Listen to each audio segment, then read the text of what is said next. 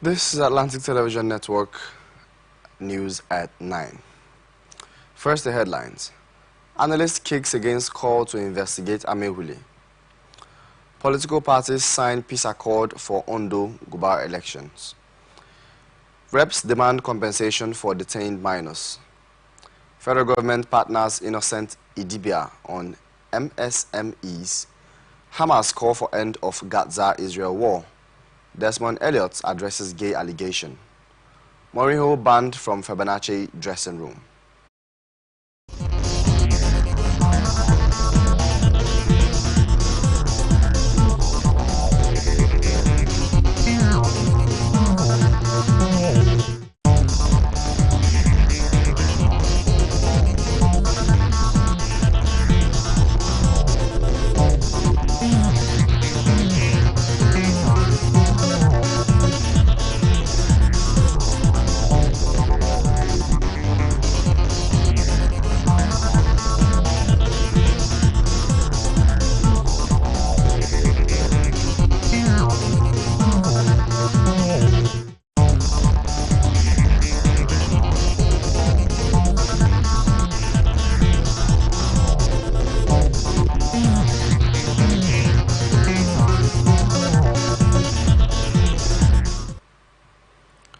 Analyst has kicked against calls for former Federal Commissioner for Information and South-South leader Chief Edwin Clark to investigate the Speaker of Rivers State House of Assembly, Martin Amehule.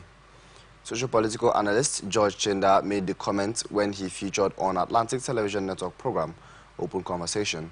He maintained that an affidavit can be retrieved, adding that it is not against the rule of the court.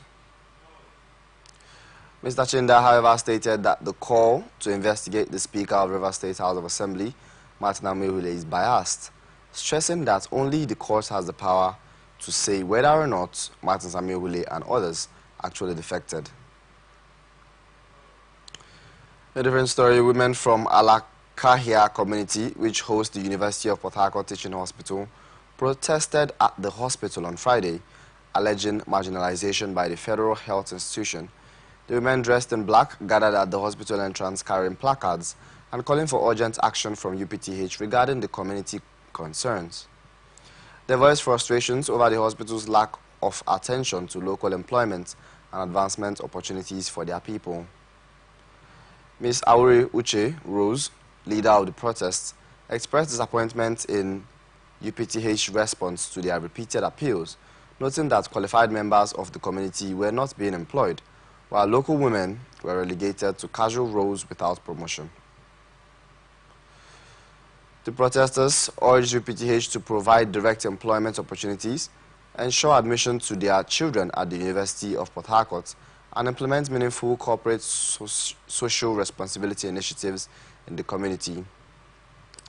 In response, University of Port Harcourt Vice Chancellor Professor George Princewell addressed the women, acknowledging their demands.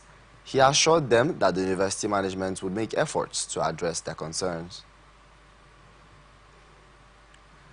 Nigerian Safety Investigation Bureau on Friday says black box flight data recorder or cockpit voice recorder of Sikorsky SK-76 helicopter has been recovered.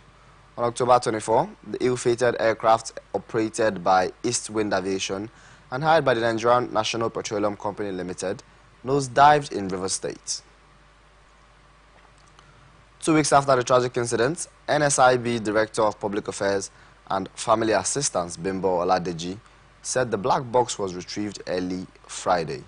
She said the devices were found in collaboration with search and recovery partners NNPC, NIMASA and Nigerian Navy, and Hydro Drive. The NSIB spokesperson said recovered recorder has been secured for transport to the Bureau's data analysis lab. The Director General of NSIB, Captain Alex Bade Jr., commended the recovery teams and stressed the importance of the investigation.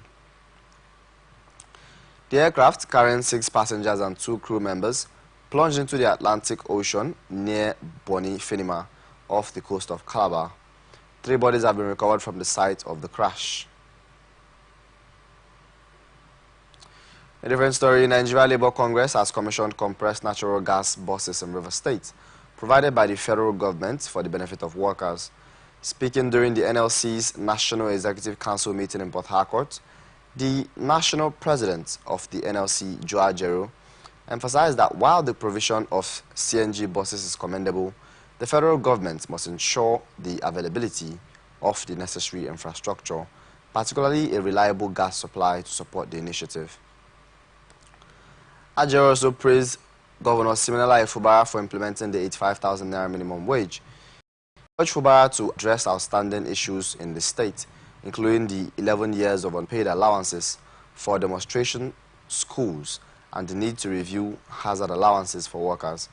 Meanwhile, the NSC chairman in River State, Alex Agwangwo, noted that the introduction of the CNG buses would help alleviate the hardship faced by residents.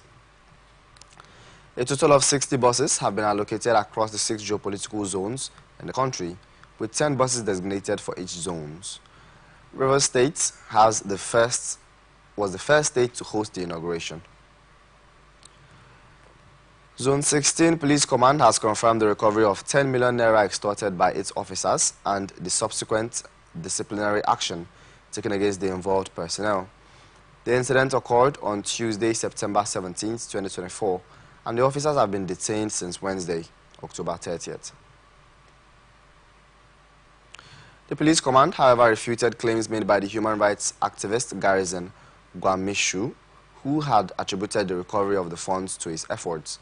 The command clarified that the investigation and recovery were initiated by the newly appointed Assistant Inspector General of the Police, Adebola Hamzat, upon assuming office on Monday, October 21st, 2024. The AIG swiftly ordered the Zonal X squad to investigate the matter, which resulted in the recovery of the extorted money and the detention of the erring officers. The officers are currently facing departmental disciplinary action for their misconduct.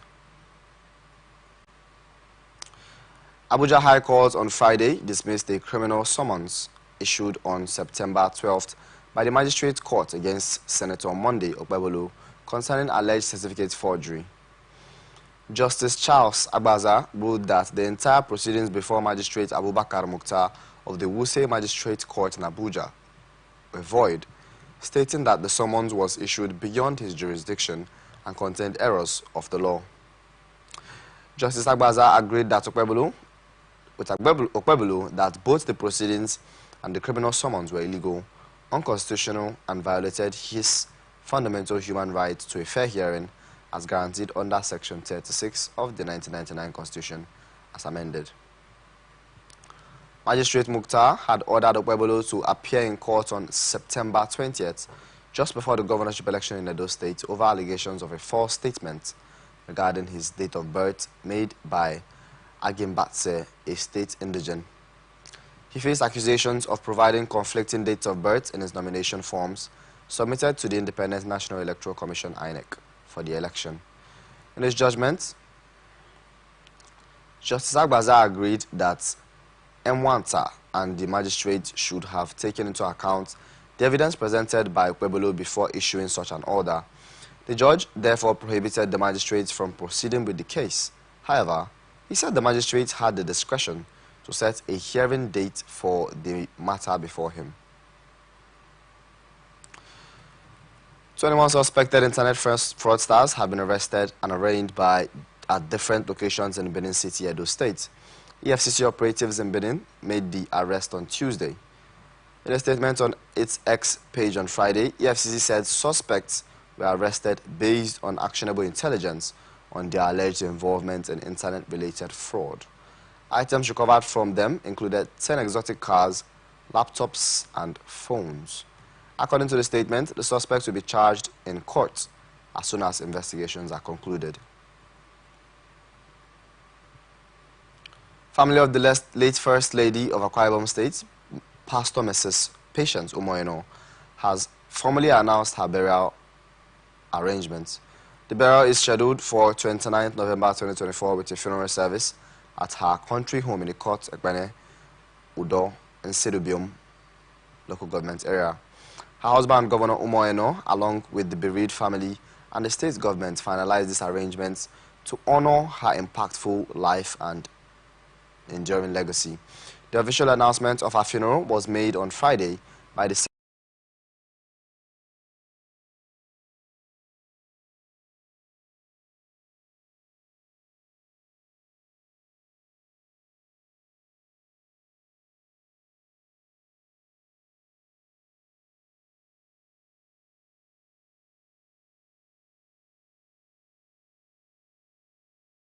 We now move on to Imo State, where the State House of Assembly has hailed the renaming of the Imo International Conference Center, IICC, after Chief Emmanuel Chukwemeka Iwayaun, the late Ohaneze Ndigbo President General, by Governor Hope Uzodinma.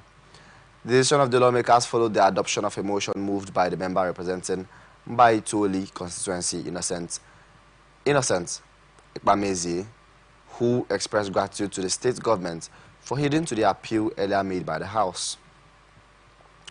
Addressing the House, the Mbatoli lawmaker noted that the renaming of the IICC after the late leader of Ohaneze Ndigbo is a mark of respect to what Iwayaun represents in the political space of the country.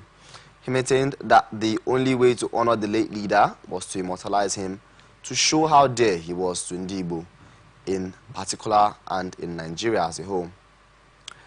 Ekpameze pointed out that the state government has done well in honoring the late Igbo leader, who is described as a great son and elder statesman of Ndigbo.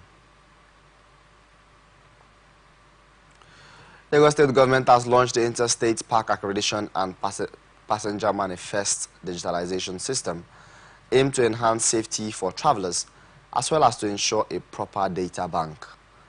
Commissioner for Transportation, Oluwaseun Osiemi, and the special advisor to the Governor on Transportation, Sola Giwa, performed the official unveiling of the initiative to the public during a media briefing on Friday at Alausa, Ikeja.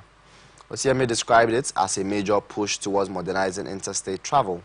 Moving from analog to digital is aimed at improving safety and efficiency for travelers entering and leaving the state.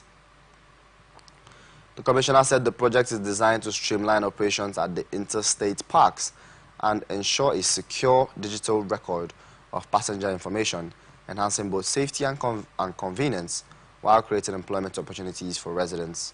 Osiemi said that the initiative is another bold step made as a responsive government aimed at the continued promotion of safety and security of lives and property in the state. The technical partner on the project, Olamide Afolabi, said the project would improve the physical infrastructure of parks, including toilets and sitting areas, to meet the standard of accreditation.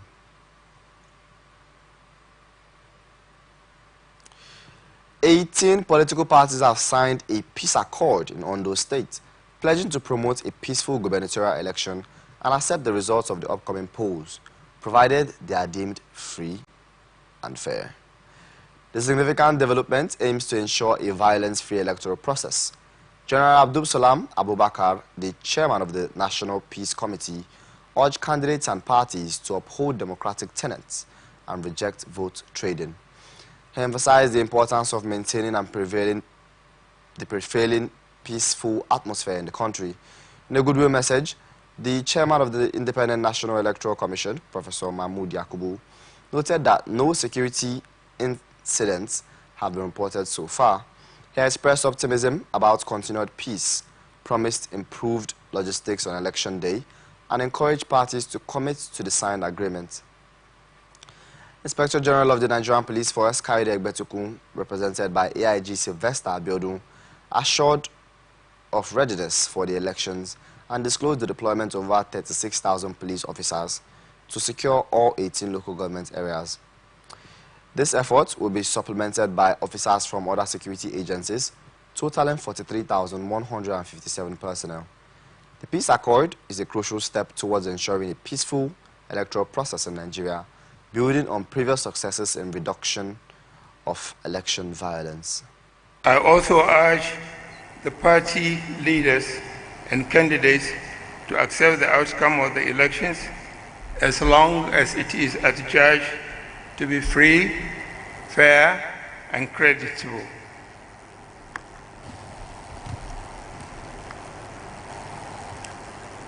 While I commend the INEC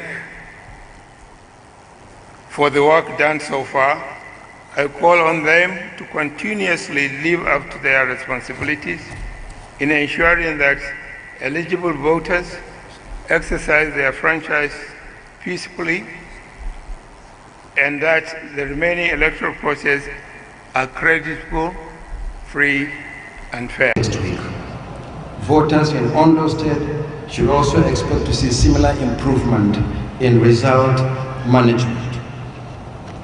Finally, I will not be tired of appealing to political parties and candidates to note that your signatures on the peace accord document alone will not guarantee peaceful elections. The peace accord is not an automated, self-actualizing document. Your commitment to its implementation is crucial.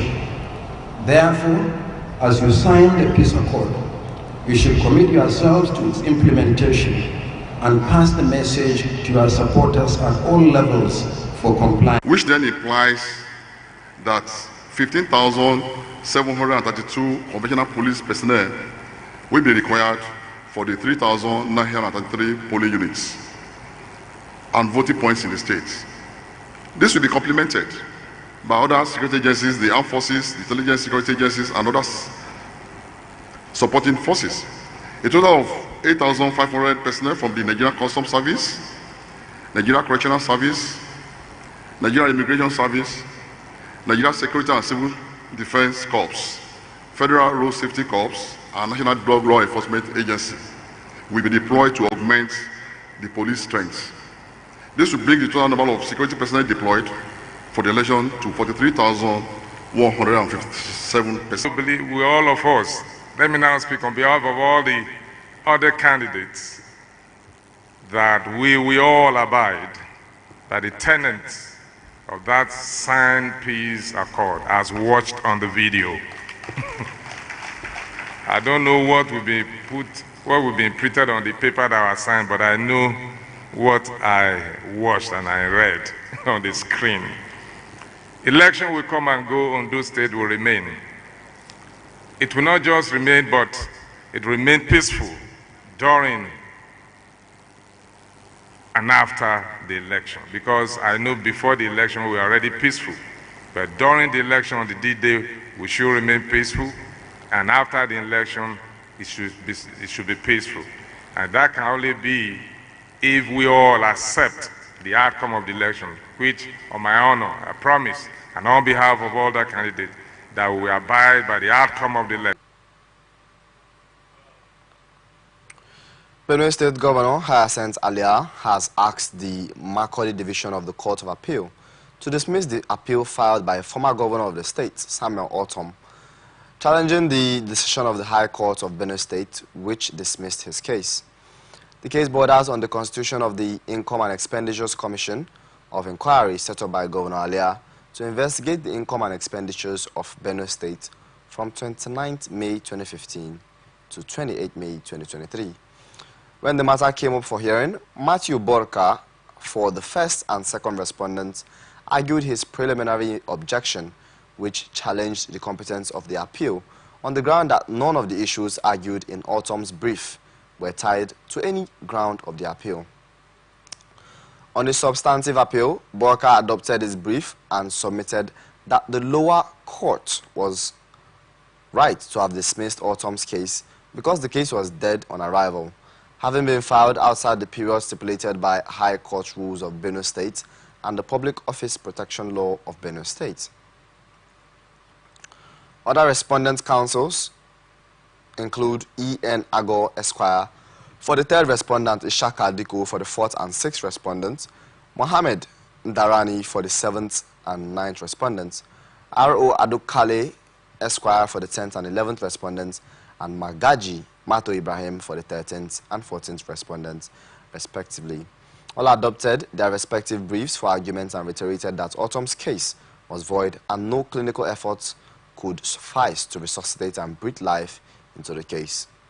Earlier, Samuel Ortom, through his counsel, Oba Maduabuchi, adopted his briefs in the appeal and argued that Benue State Court, presided over by Honorable Justice T.T. Assoa, was wrong to have dismissed Autumn's case while ruling on Autumn's application for extension of time to regularize the suit challenging the constitution of a commission of inquiry to investigate the tenure as governor of Benue State. At the close of hearing, the panel of 3 justices of the Court of Appeal led by Balbele Ibrahim Georgiou, GCA, reserved judgment in the appeal to a date to be communicated to the parties. Court of Appeal Makurdi Division has heard the appeal brought by Honorable Moses Agaba against the decision of the High Court to set aside the interim order restraining Comrade Austin Agada as the Benue State Chairman of the All Progressives Congress. Honorable Agaba, in his appeal, is challenging the ruling of Justice M.A. Ekbambese, the Chief Judge of Benue State, for setting aside the interim order issued by the Benue State High Court, Aleade Division, restraining Agada from parading himself as the chairman of APC Benue State Chapter.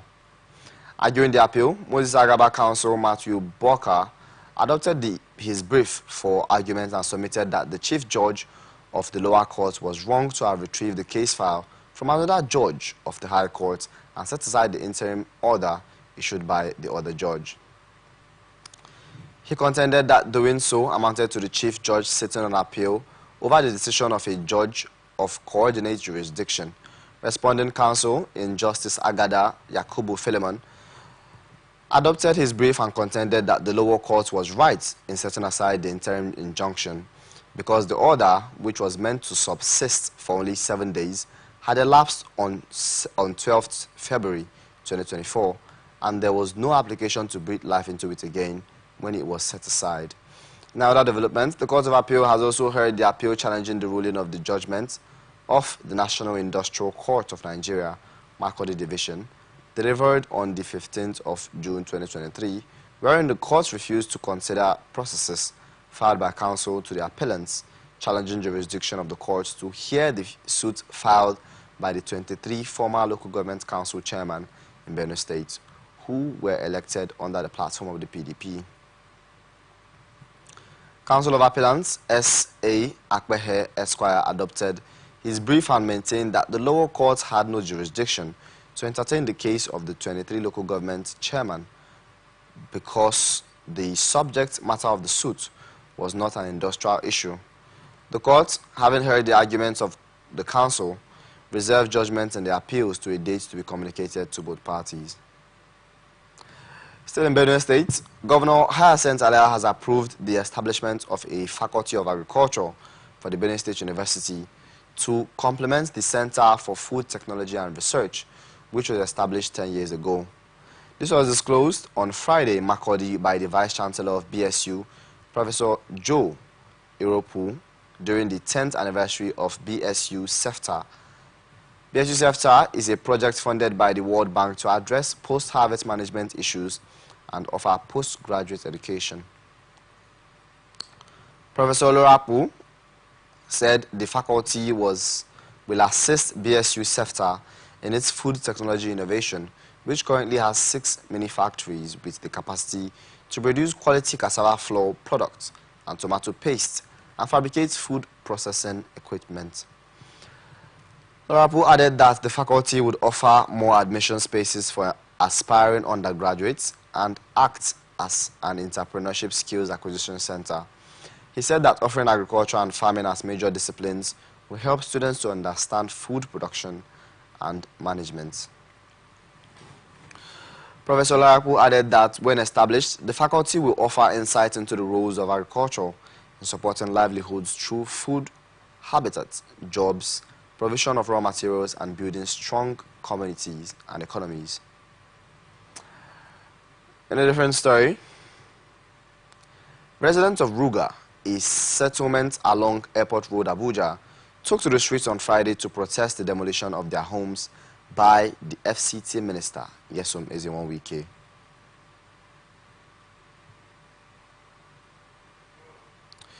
Recall that Wike had previously ordered a task force, Operation Sweep, to demolish Ruga and other communities within the nation's capital to clear the city of perceived nuisances and criminal activities. Leading the demonstration, renowned lawyer and activist Deji Adeyanju along with Martin Vincent Otse, popularly known as Very Dark Man, said the demolition was carried out with malicious intent. Adeyanju expressed concern, stating that the task force burned many houses and destroyed properties worth millions of naira. He urged President Bola Ahmed Tinubu to consider the plight of the poor who had been driven away from their homes in Borno and other northern states due to insecurity in the region. On his part, Otse stated that this is strange, adding that the repercussions of this will have a heavy toll on Abuja. In Kwara State, the police command has paraded 6 suspects, 5 males and a female, for alleged involvement in offences bordering on culpable homicide, criminal conspiracy, disturbance of public peace and mischief. Commissioner of Police Victor Olaiya, while speaking with newsmen during the parade of the suspects, said that 3 of the suspects, identified as Peter Samuel, Jeremiah Tiozinda, and Sunday Agbenke, were arrested on Wednesday for allegedly killing and severing head of a 34-year-old Rafiu Alo. Olaiya, who said that the unfortunate homicide occurred in the Asunlere community of Akot Oyi, Ilorin, in the state capital, added that residents of the area reported at Oke Oyi Police Division at about 9 p.m. on Monday, said the discovery of a headless body lying near the stream within the area. According to police boss, efforts of detectives to identify and apprehend the perpetrators yielded results in the early hours of November 6, 2024, as the 3 suspects were apprehended at separate locations. The command said that efforts were on to recover the evidence, adding that the case has been transferred to the State Criminal Investigation Department, SCID, for thorough investigation before subsequent arraignment in court. Meanwhile, the Commissioner of Police also paraded Yusuf Abdul Karim, a 22-year-old, and Jayola Fatai, a female, 40-year-old, who alongside others now at large allegedly stoned an innocent farmer wrongly accused to be the killer of Alo and severely damaged his car parked inside the police station. Kwara State Command of the Nigerian Security and Civil Defense Corps has reaffirmed that its Agro Rangers unit will continue to protect farmers against the destruction of their farmlands and address farmer-herder clashes in the state. The state commandant of NSCDC, Omar Mohammed, who disclosed this in a statement, reiterated the Corps' commitment to ensuring the safety of farmers and enhancing food security in the state.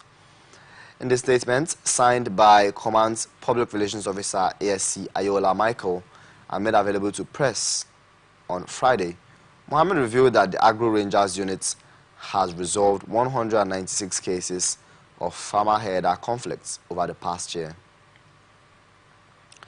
He stated that the Agro Rangers personnel have been trained and certified in alternative dispute resolution mechanisms, enabling them to effectively mediate conflicts between itinerant herders and sedimentary farmers across all 16 local government areas. Mohammed also stressed that the Agro Rangers will have been provided security to state-owned corporate and individual farmers while protecting farmlands across the state. He cited the strategic deployment of NSCDC personnel at Shonga Farm in Edu local government area as a key example of the Corps' commitment. Magistrates Court in Jos on Friday sentenced a 19-year-old trader to 9 months imprisonment for robbing an elderly woman in a house. Magistrate Shaomi Bokos summarily tried and sentenced the convict after he pleaded guilty to the charge. Bokos, in his judgment, ordered the convict to pay an option of 20,000 naira fine or spend 6 months imprisonment. He ordered the convict to pay 30,000 in damages or spend another 3 months in prison in default. Earlier, the prosecutor, Inspector Ibrahim Gowat, told the court that the case was reported on August 23rd in the Laranto police station by one Umar Adamu, the complainant. Gowat said the convict and his friends at large went to the complainant's mother's house and stole her phone and a bag containing the Holy Quran and pointed a knife at her, ordering her not to shout. During police investigation, the convict was arrested and brought to the station. He said the offense contravened the Plateau State Penal Code law. A different story, unknown gunmen have attacked Rakok village of Barkin Ladi local government area of Plateau, killing 3 youths and injuring 2 others. A statement by the Berom Youth Molders Association said the victims were gruesomely murdered while going about their businesses in the community when the assailants attacked. The association condemned the attack, which has been recurring in the area, with a call on security agencies to address the breach and destruction of farm produce. The group appealed for investigation and subsequent arrests of the perpetrators and compensation for massive crop destruction and harvest, as well as motorcycles stolen recently within the general area, as well as medical support to the injured. Meanwhile, the police and Joint Security Task Force Operation Safe Haven are yet to issue any statement or response to the recent attack. Plateau State Commander of the Federal Road Safety Commission on Friday concluded a series of activities aimed at reducing road accidents during the 2024 Ember months, with a call on travelers to report reckless driving in order to achieve the objective. The campaign tagged "Speak Up Against Dangerous Driving, Crashes Kill More Passengers Than Drivers."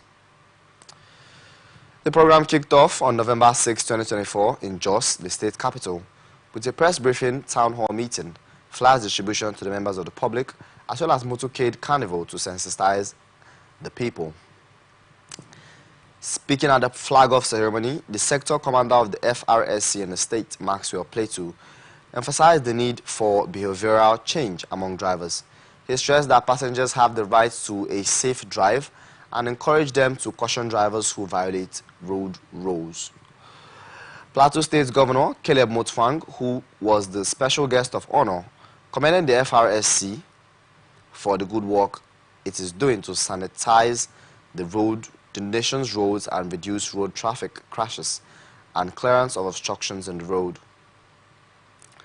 Represented by Commissioner for Youth and Sports, Noel Nkup, the governor said he is so much aware of the challenges faced by commuters, considering the state of the roads in the state, and assured that very soon there will be positive changes on the roads for people to have safer roads. The state chairman of the National Union of Transport Workers, Yakubu Daliop, said the union would do everything possible to support road safety efforts in the state.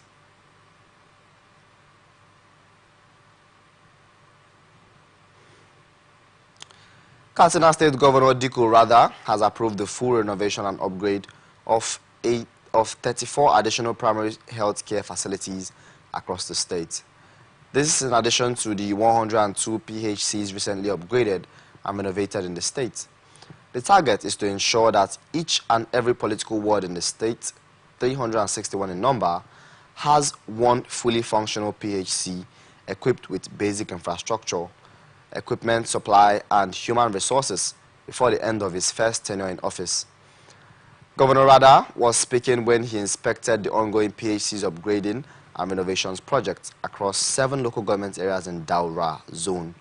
The governor during the inspection visits interacted with patients, caregivers, and health personnel, and he took decisions that will, according to him, give positive impact on the state's health care's delivery system. In an interview with the Executive Secretary of the CAT's largest share at 168.35 billion, or 31% of the total budget, a record for any single ministry in Kano State. Health follows suit with 16.5%, which is 90 million, and infrastructure with 12.8%, which is 70 billion naira. Other allocations include governance institutions at 17%, which is 98 billion naira, security and justice at 4%, which is 23 billion, and agriculture at 3%, which is 21 billion.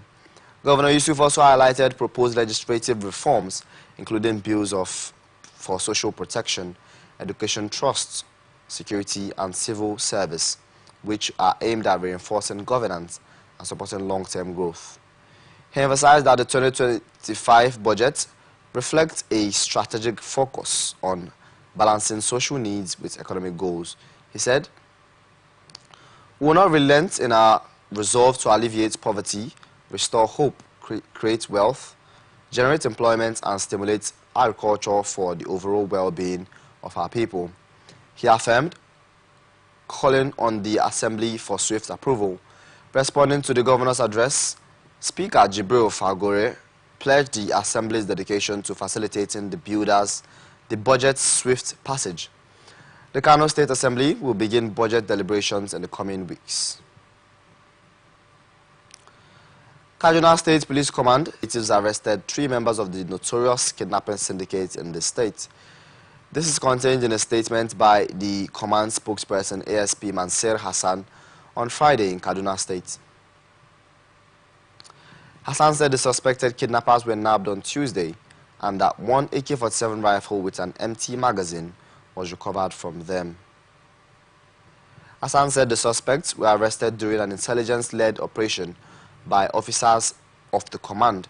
He stated that the suspects are currently cooperating with the police and have provided crucial information to assist in the possible arrest of other syndicate members at large and to facilitate the recovery of additional firearms in the group's possession. Yobe Police Command has denied the reports in an online media platform alleging that 2 of its personnel were involved in Potiskum robbery. In a statement by the command spokesperson, DSP Dungus Abdul Karim, in Damaturu on Friday, the command also denied shielding the accused policemen and disrupting court proceedings. He described the reports published on November 7 with the title, "Police Disrupt Court Proceeding, Take Out Colleagues Accused of Robbery in Yobe," as misleading and malicious.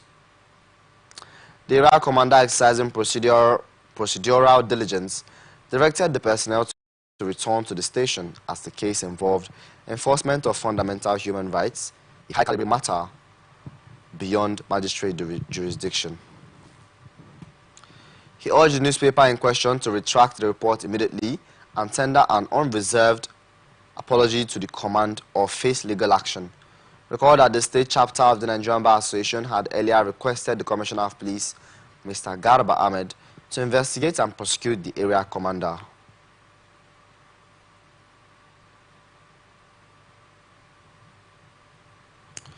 You're watching the Global News on Atlantic Television Network. We'll be back after this short break. Stay with us.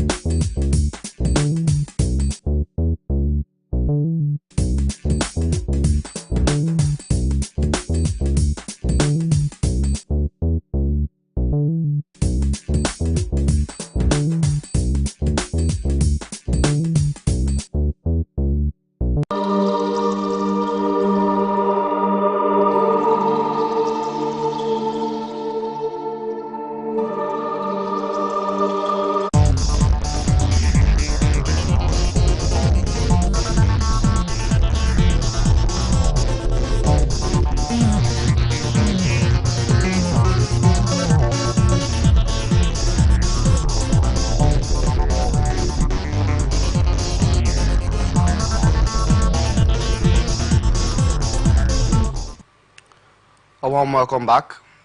This is the Global News on Atlantic Television Network. Now to the rest of our stories.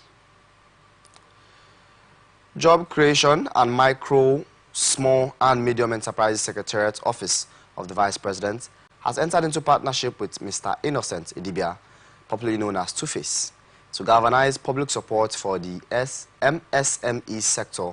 The partnership agreement was signed by Two-Face and Mr. Tola Adekunle Johnson, the Senior Special Assistant to the President on Job Creation and MSMEs on Friday in Abuja. Adekunle Johnson said the coming on board of Two-Face as a Job Creation and MSMEs Board Brand Ambassador would promote ideas and initiatives under the National MSMEs Awards. He added that the partnership would promote the expanded National MSMEs Clinic, shared hubs for MSMEs initiatives, as well as other related activities around job creation. The presidential aide also expressed hope that Two-Face craft and goodwill would help promote the participation of citizens in all programs aimed at creating jobs and supporting businesses. Responding, Two-Face appreciated President Tinubu's administration for its support to the youth and small businesses. He promised to create more awareness in the country on small businesses, especially among youths. Nigerian government has officially implemented a significant economic policy change regarding crude oil sales and refined petroleum products, trading them in naira instead of foreign currency. This move was the focus of an interactive fact-finding meeting led by Senate Committee Finance chaired by Senator Mohammed Sani Musa. Key stakeholders including Minister of Finance Wale Edun, Group Managing Director of the Nigerian National Petroleum Company Limited, Mele Kyari, and CEO of the Nigerian Upstream Petroleum Regulatory Commission, Engineer Gbenga Komolafe, gathered to assess the policy's impact on Nigeria's fiscal stability and medium-term economic strategies. Senator Musa stressed the urgent need for transparency and accountability in resource management, highlighting that trading crude oil in Nigeria is aimed at reducing foreign exchange dependency while promoting local refining capabilities. He noted that this directive, approved by the President and Federal Executive Council, holds major implications for Nigeria's fiscal strategy from 2024 through 2027.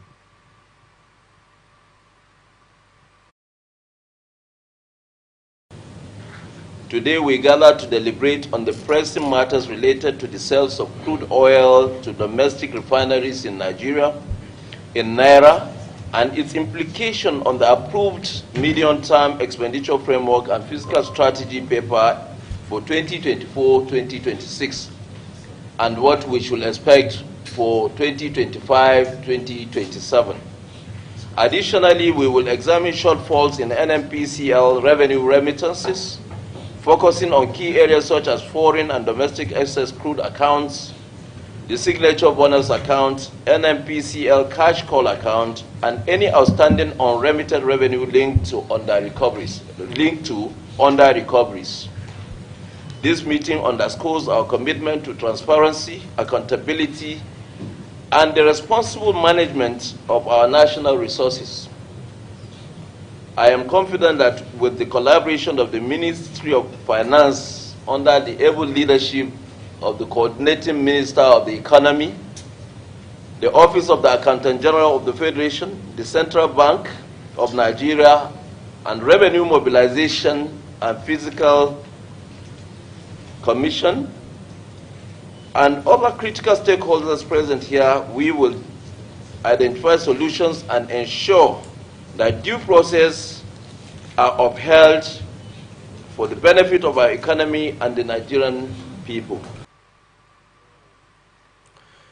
The discussion also examined the wider macroeconomic reforms of the Tinubu administration, which include market-based pricing of premium motor spirits and the deregulated foreign exchange rates. Nigeria's finance minister underscored the benefits already emerging from these changes since their rollout on October 2, 2024. explaining that they provide much-needed fiscal viability for both NNPCL and the Nigerian economy as a whole. According to the Finance Minister, Wale Edun, these reforms have opened avenues for investment, job creation, and increased productivity, forming the foundation for sustainable economic growth. If I may just summarize the key pillars in order to restore fiscal viability, not just to NNPC in particular, but the country as a whole. There was the twin macroeconomic reforms, bold, courageous, and effective, of having petroleum motor spirit, PMS, a market-based price, market pricing of PMS, and market pricing of foreign exchange. These two pillars of the economic reform, once in place, portend additional revenue for government, recovery of the finances of NNPC, and a basis for growing the economy, a basis for attracting investment, increasing productivity, encouraging creation of jobs. And the truth of the matter is that for long, there was, with the takeoff of the exchange rate, there was difficulty in maintaining those two key reforms. But as of October 2, we have had, and we do have, market pricing of PMS, market pricing of foreign exchange, and that has already leading to huge dividends across the economy, and particularly in terms of government revenue. And so I think we need to commend and congratulate all Nigerians on being able to stay the course of this particular reform program, which portends so well for the Nigerian economy and Nigerian people, and the benefits are already coming through. Senator Musa invited further insights from representatives of NNPCL and NUPRC, as well as from other government agencies, including the Office of the Accountant General and Central Bank of Nigeria, and the Revenue Mobilization and Fiscal Commission. Correspondent Rotimi Adewuyi reports that the meeting entered an executive session to discuss the gathered insights and outline the next steps for implementing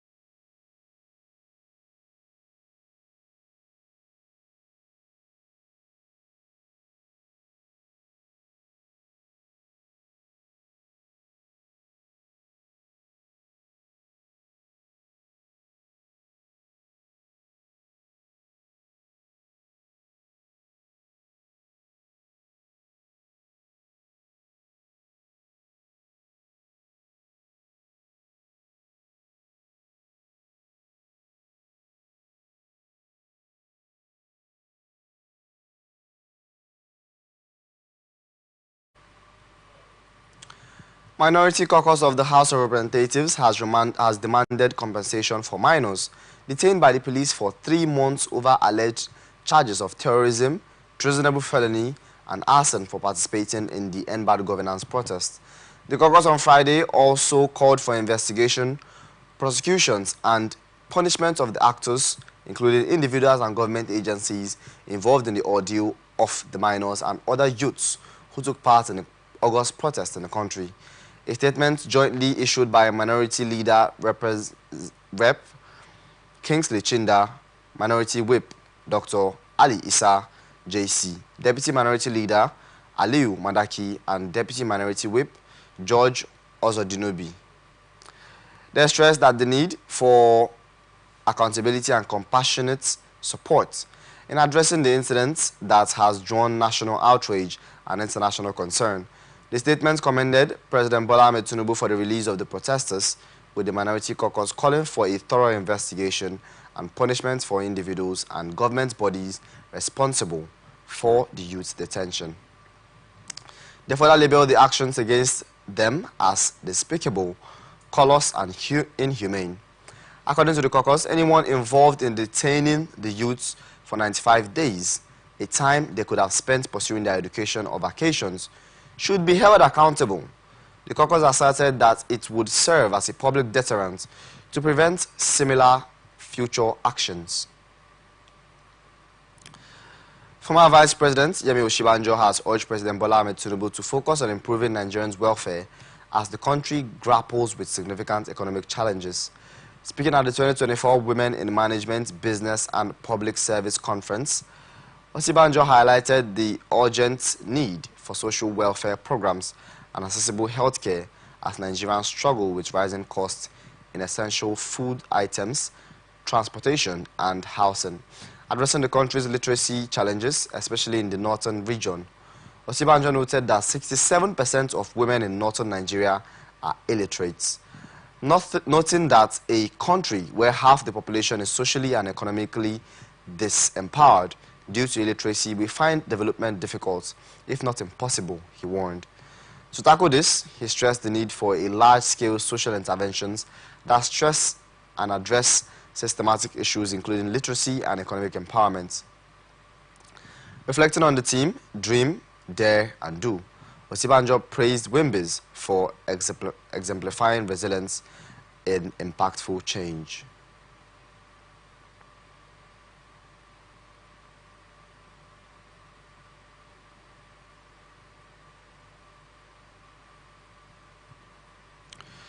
And now on to international tidbits. Senior Hamas official has called for an immediate end to Israel's war in the Gaza Strip and a plan to achieve Palestinian statehood following the election victory of Donald Trump as the United States president. Hamas political bureau spokesperson Bassem Naim made the call during an interview with newsmen. Naim expressed hope that Hamas would get the assistance to gain its freedom and independence. Trump of the Republican Party defeated Vice President Kamala Harris of the Democrats. During his first term in office, Trump had forged a close relationship with Israeli Prime Minister Benjamin Netanyahu. Netanyahu is currently prosecuting several wars against the Iran-aligned Axis of Resistance that began the large-scale Hamas-led attack against Israel in October 2023.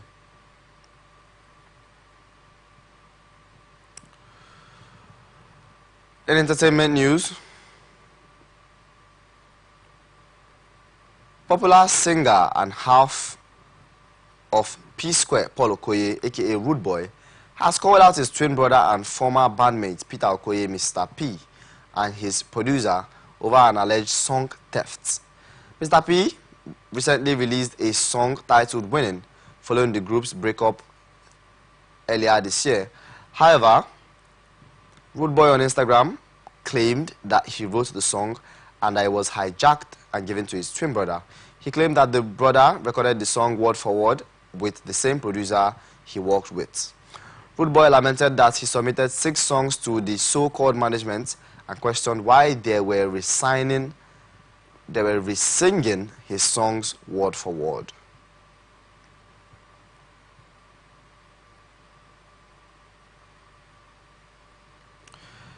And now on ATN Sports News, Super Eagles caretaker coach Augustine Eguavon is now expected to name a final 25-man squad for the 2025 African Cup of Nations qualifier against Ghana after 2 phases of training camps in Abuja. 70 players from the domestic leagues were assessed during the training session.